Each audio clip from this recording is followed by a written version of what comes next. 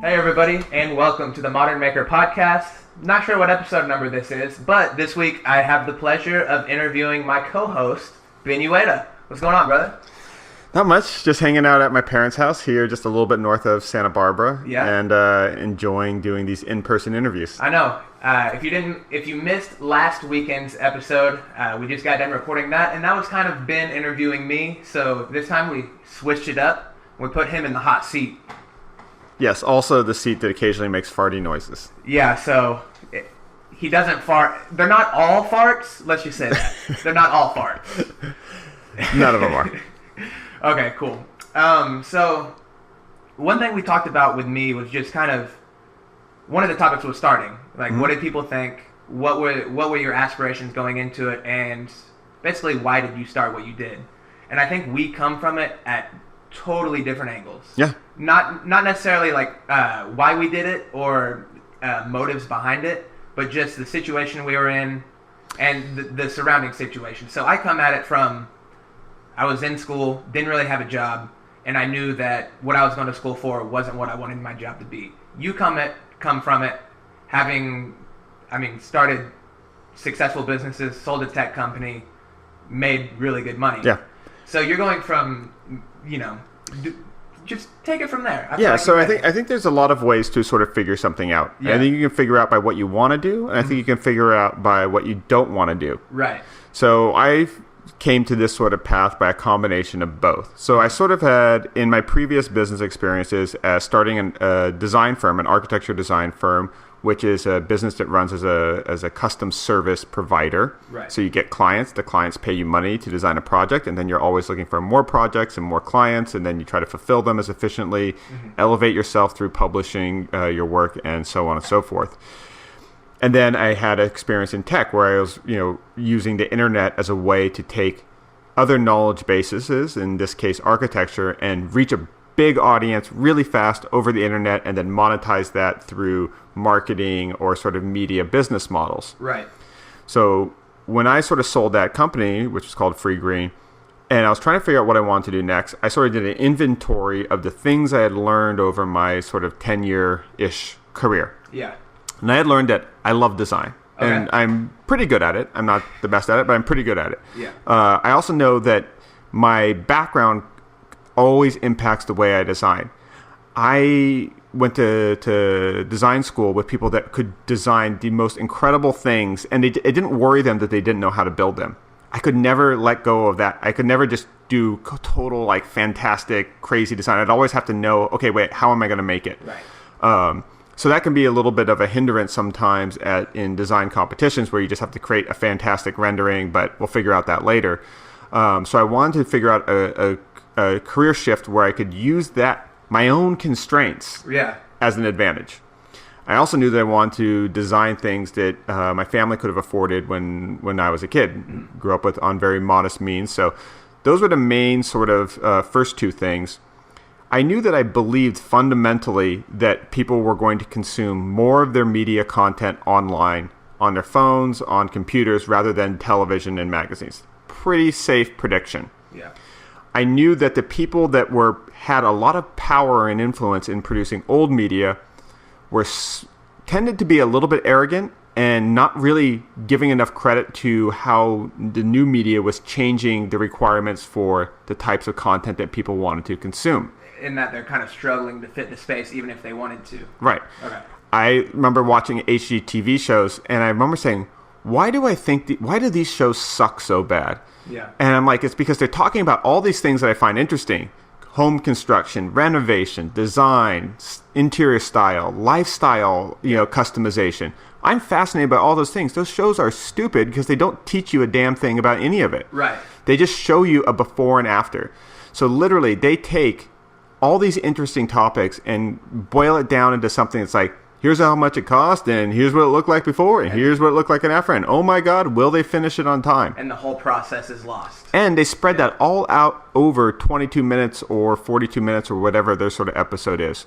So I knew that I was interested in these things. The people that were doing it on traditional platforms were terrible at it, and that anyways, that there's going to be a shift towards these new platforms. So saw that as a good opportunity. And I I knew that in particular in terms of content, that more and more people were going to be consuming video content as opposed to reading. So it kind of all became clear to me that I wanted to work with my hands. I wanted to do creative stuff. I wanted to embrace the constraints as a way of reaching an audience, sort of a more affordable audience that often gets neglected by designers. And I want to do that in video as a form of medium because that's what the future at that point was. So that led to the thing. I was like, I'm going to start making videos. I hadn't thought at all about YouTube because I posted my first videos all on Vimeo. Yeah, I forgot about that. Yeah. I knew I was more confident in videos than I was in which platforms. And I think it's because I had sort of seen MySpace sort of come and then Facebook sort of supersede it. YouTube obviously has been way more stable than that. But I didn't know that much about social media and the platforms. I just knew those sort of basic outlines. That's interesting. Yeah, so I had never really watched YouTube videos. I mean, I'd seen them when people emailed me funny cat videos or people getting kicked in the nuts and stuff like that. So where did you see it going? I mean, I know you put it on Vimeo, but so from my perspective as well, I also had the luxury of seeing you become successful before I started. You're welcome. Yeah, exactly. So I know you say you had confidence like in video and in media, but where did you even see it going? So I started on Vimeo, and because Vimeo doesn't have big numbers, when I got the first 1,000 views, I think if I got that first 1,000 views on YouTube, I wouldn't have thought it meant anything. On Vimeo, I was like, oh, this is awesome. People are sharing this and emailing this to each other and stuff like that. So I just kept making the videos, building out the websites, had really good plans. Is that what it was? You thought? Yeah. It was kind of like an Anna White format where it was like the website was what was monetized. Anna White was a huge influence, even though she wasn't really producing a lot of video at that time. Yeah. But that's interesting. You were going to be the Anna White with video. I mean, it was one of the things, yeah. Not to like... And a little bit more modern, different style, stuff like that. Yeah. I feel like I am oversimplifying that, but just like for the sake of... No, it's fine. Anna's a friend, and I think she is one of the pioneers of sort of producing and sharing design for sort of furniture or DIY projects online. I think she'd be, if you were to do a Mount Rushmore of this sort of industry, she would definitely be one of the four. Right. So, yeah, it was. I was producing video on Vimeo, getting into sort of like, I think once I reached sort of like 30,000 views on Vimeo, I reached out to Ryobi and sort of said, hey, I used your drill in a video. And then from there, it was just pushed towards getting them as an initial product sponsor. And from there, it was sort of off to the races. Once they said, hey, we're going to give you product. No money, just product. I was super encouraged. And that's kind of, about 2 or 3 months in, I kind of was starting to really believe in it. The big audience push came when I finally sort of said, these videos are doing well on Vimeo, but let me just put these all on YouTube. I think I had like 8 to 10 videos finished. Yeah. And I just uploaded them all to YouTube, ignored the YouTube channel for a few months, came back, and there's like 5,000 subscribers. Yeah. And I was like, all right, I think something's here. I didn't do a single answering a comment or anything on YouTube other than just upload the videos, and I came back and there's 5,000 subscribers. I was like, I'm going to switch to this as my primary hosting service. And then that's when the audience building really began. Because it was less, so I viewed it this way, and I think 90% of people that start DIY and put videos on YouTube is the aggregate that you get found through. But you were just using Vimeo as a hosting service. Yeah. Like, you weren't expecting Vimeo to introduce people to you. Nope. And a little bit of people from sort of sharing it or liking it and stuff like that. But nothing that's going to be like life-changing. But the thing that did actually get me a lot of traffic to the website is that every time I made a video, I would email it to different editors at different design blogs. Oh. Because this was before Pinterest really was over. And so design blogs were huge. Apartment Therapy was huge. I mean, it still is, but I feel like there's more of an emphasis on Pinterest and social media feeds now. I think so. So I would email it to editors and say, hey, check out this project. And then they would often post it on Apartment Therapy, on Remodelista. Not so much now because they know who I am and they find it now and they're subscribing to me. People find you don't have to show it to people. Right. But at that time, I was exhibiting my work, right? Yeah. I was saying, here's what I made. Feel free to embed these things. You can use them. If you give a link back, great, but not required. And so I was getting really good traffic even without YouTube simply by sort of making content, taking really good still images that people that ran design websites felt was good enough to post and share with their audience. Right. Because if you have all the images, that you have all the stills there, you've done a lot of the work for them. They just have to copy and paste it into their site. Yep. So it's like I've said for everything, whether you're looking for building your audience or whether you're looking to make income through sponsorships, you get those by creating wins for other people. Adding value. Yep. So when I wanted more media exposure, I was creating nice packages of content that other people could use to meet their sort of content quotas. Yeah. When I wanted to get ad revenue or sponsorship revenue, it was creating great examples of how their products making my designs better. Possible. Right. Yeah. So in both cases, it's just packaging up these wins, handing these wins to other people, being polite and not frustrated when they politely decline. Yeah. And just going from there. Cool. So how much risk, like personally, how much of a risk were you even thinking it was? Or were you kind of like at the time, I guess I don't know like the extent of everything, but was it one of those things where you would quit Free Green, or not quit Free Green, but you were like scaling back your involvement with that? It got acquired. Yeah. It got acquired, so I still was a thing where you had money to spend and time to spend, or you had money. A little bit. You had money saved and time to spend, so might as well try. I was risking a lot more time than money. Yeah. So I knew that like I wanted to figure out something that I could get really excited about for the next 5 or 10 years was how I was sort of approaching it. Now, I don't make 5 or 10 year plans, but I just said, I know I'm always going to be involved in the designing stuff. I know I'm pretty interested in tech and new media and where that's going. But I didn't know if that was going to be becoming someone that teaches design online, right? I have a background as a professor at sort of, architecture schools and stuff like that. Maybe it'd be something like that. Maybe it'd be making videos. Maybe it'd be doing these other things. So I felt like I was really risking my time that I spent for the videos. You know that our business is mostly low capital. Yeah. You use your laptop, a $500 video camera is what I had at the time. Yeah. I had like another like $300, $400 still camera. And with those sort of, couple $1,000s worth of equipment, was making my first videos on with using iMovie software. So it wasn't a lot of capital or risk in terms of money, but certainly that first sort of 3 to 6 months of time invested in it, I didn't know if an audience was ever going to come. I didn't know sponsorships were going to buy on. But I was pretty sure that it worked. And again, that's where it's like finding those concepts that you believe in helped me overcome those doubt. Because anytime I had the doubt, I could just say, wait, do I think people are only going to watch more video online in the future? Yes. Do I think that HGTV can produce that kind of videos efficiently and cheaply? No. Do I think that I can produce videos that people will like to watch for a very low cost? Yeah. So when you say it that way, it's pretty, that demand is trending in your favor. And if you believe that you can provide supply at a reasonable cost that's way cheaper than any agency then hiring designers and video people can, it's not that much risk. It's just managing the sort of how much sort of you have, how much time can you put into it versus still meeting your own sort of bills and stuff like that. So how long until you were successful at it? You mean, well, let's say how long until... how long were you like, oh, okay, cool. And I know you talked about, hitting a couple milestones on Vimeo. But like, when was it like, oh, this is really like, this is what I'm going to... Because I think starting, you have the idea that if this does work and I do it for a few years, awesome. If not, okay, I tried. But at what point were you like, okay, this is working, I'm going to do this for the next few years? I would say I'll give you 3 different indicators because they all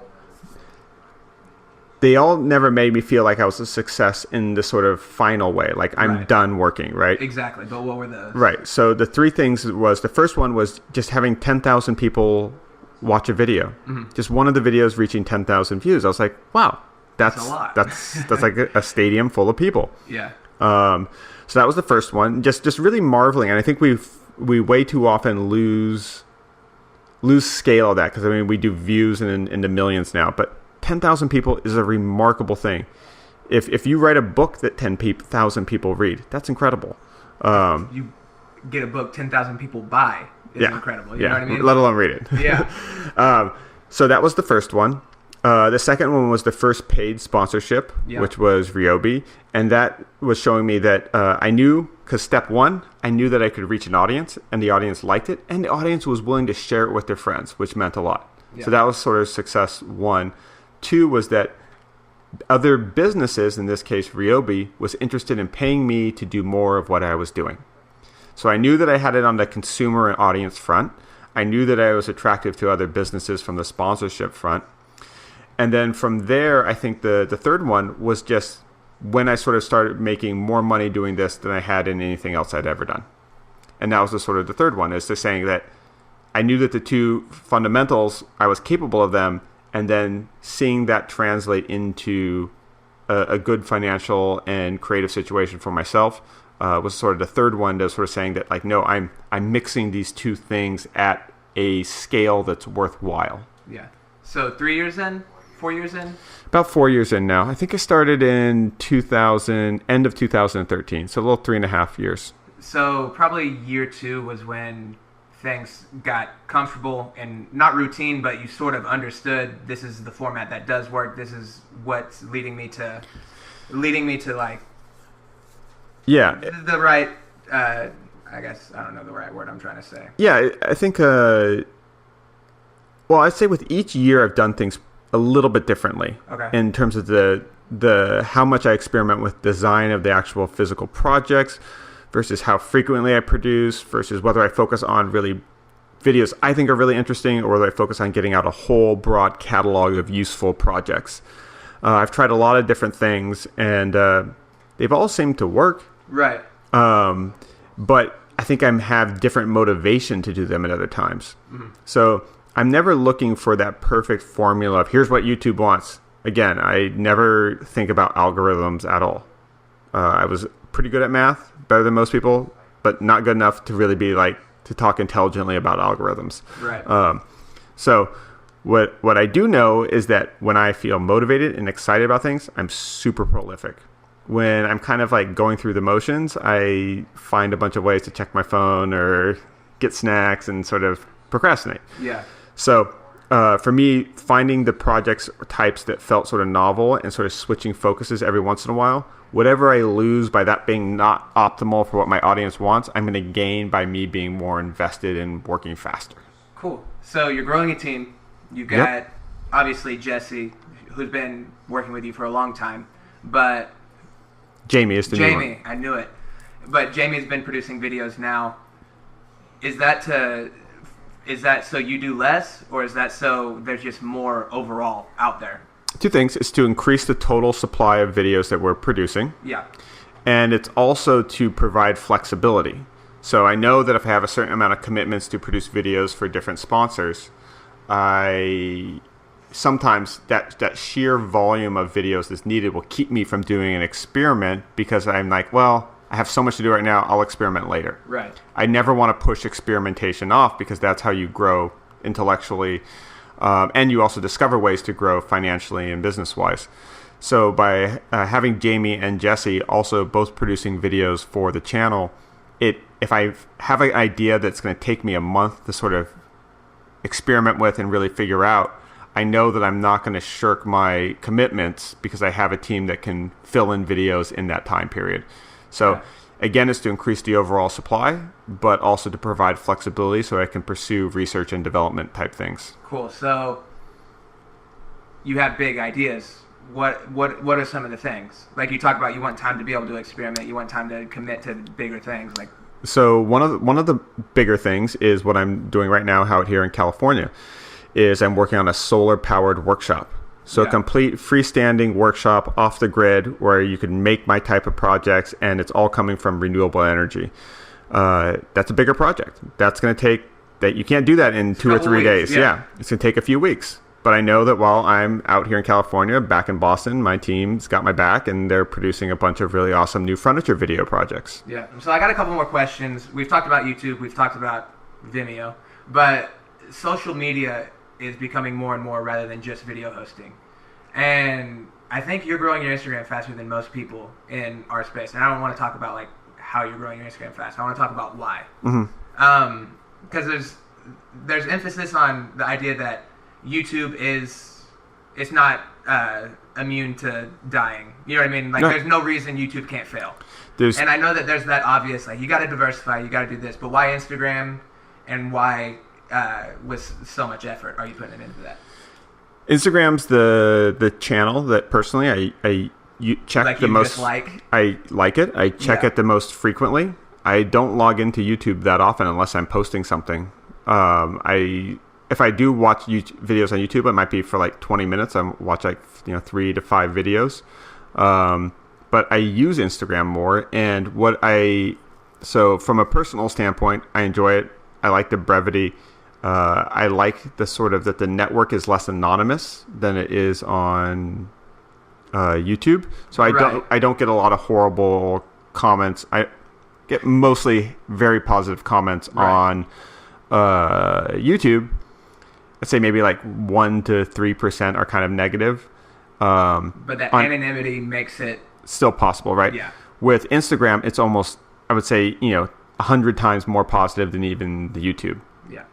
So I like it for that. I also find it's a great way that you can interact with people much better, because you can interact with sort of direct message rather than just answering comments that maybe people see or don't see. And comments get lost. Yes. Like, if you respond to someone's comment, just because of the volume of it, YouTube, why does it not organize its comments to where if I respond to someone's comments, that should be separate Should and be organized. Yeah. But anyway, sorry. So I like it for that. And then also it creates, from a business standpoint, it creates a whole nother inventory for branded posts. Yeah. And particularly, I really like Instagram stories. Because I don't want to. I'm proud of like the curation of my feed, my Instagram feed. I like the way it looks. I like that it's this archive of projects that I've done. I post still images. I post video synopsises. I post little product demos where I show how the project works. But not a lot of fluff. Not a lot of fluff.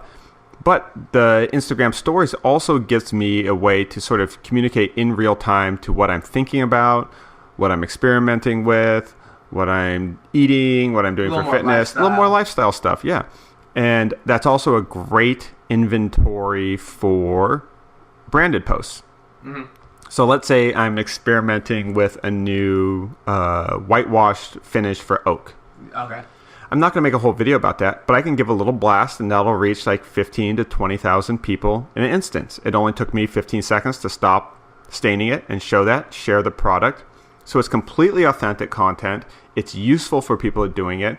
And if they don't like it, it's only 15 seconds. Right. And they chose to click on it anyway. So I think the branded posts within Instagram stories are a really great way to sort of do product demos to people that are quick and unobtrusive and don't clutter up your curated feed. That's awesome. Cool. Well, I appreciate the conversation. I feel like I've learned a little bit. I feel like I learn a little bit every time I talk to you. So shout out to everybody listening on our YouTube channel, or watching on our YouTube channel, because we're filming.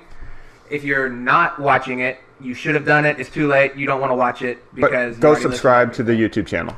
Thanks. That was what I was going to say. If you haven't given us a 5-star rating on iTunes, we appreciate that. Leave us some comments on things you want to know about Ben. If you have questions, give us a comment, and maybe next time I interview him, I'll ask him that. So thank you guys for listening. Thank you guys for watching. If that's what you're doing, have a great rest of your weekend, and we'll see you on Thursday. Bye, everybody. Bye.